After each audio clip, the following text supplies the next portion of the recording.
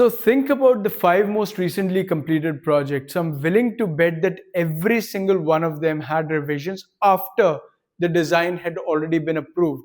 And you're probably just nodding along because, of course, that's just how this industry works. But let me ask you a follow up question. If you're benchmarking yourself against how the industry works, i.e., an average design firm, why would you expect anything but average results? See, we've normalized revisions so much that we rarely stop to question them anymore. Not whether revisions should happen, they absolutely should.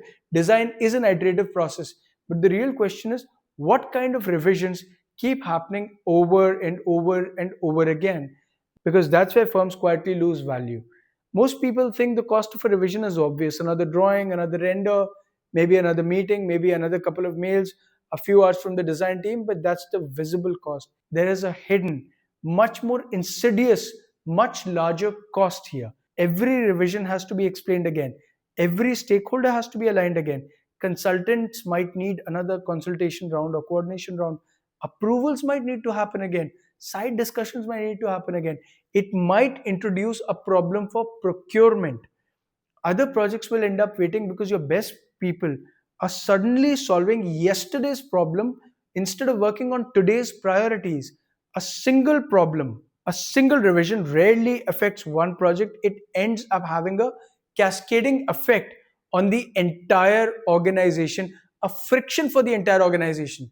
Now think back to the previous episodes in this series. Perhaps projects should never have been existed. Perhaps projects should never have been accepted. Perhaps the wrong stakeholders were identified. Perhaps discovery was incomplete. Perhaps risks were visible from the beginning. Perhaps this is not a revision problem at all. It's just a consequence of an operational friction or an operational problem that was not solved earlier. It should have been solved earlier, but wasn't. And that's why working faster doesn't solve things. Ultimately, you have to identify when a revision was born.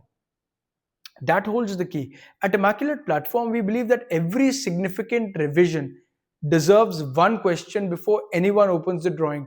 Why did this happen?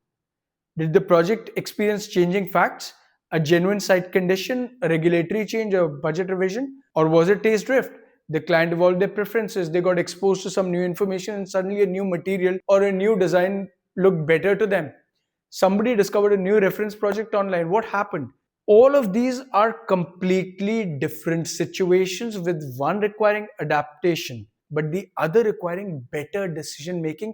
And if you don't distinguish between the two of them, your organization wouldn't learn anything. Every revision would continue being just another task. And instead, what every revision should do is to strengthen your underlying operating model, your operating system. If discovery missed something, then that has to be improved. Should another stakeholder have been involved? Was the brief too vague?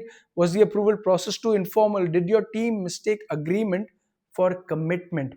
Because once you understand that root cause, then you can prevent the next revision even before it happens. And that, my friend, is called organizational compounding. Here's my challenge: don't measure how many revisions your projects have, measure how many revisions across projects happen for the same reason. Because repeated revisions aren't just telling you something about the project, they're telling you something about your operations, your business, your fundamental underlying model. The firms that became profitable aren't the ones to eliminate revisions. They're the ones that ensure every revision leaves the organization smarter, better equipped for the future than it was before. Because the real cost of revision isn't extra work, it's paying to learn the same lesson again and again and again, project after project after project after project. Everything you've seen in this video and will continue to see as part of videos in this series is based on principles that we've spent years building into the Immaculate Platform. If you'd like to experience them inside an operating system built ground up purely for design and architecture firms, start your free trial today at immaculate.co.in/trial. Thank you.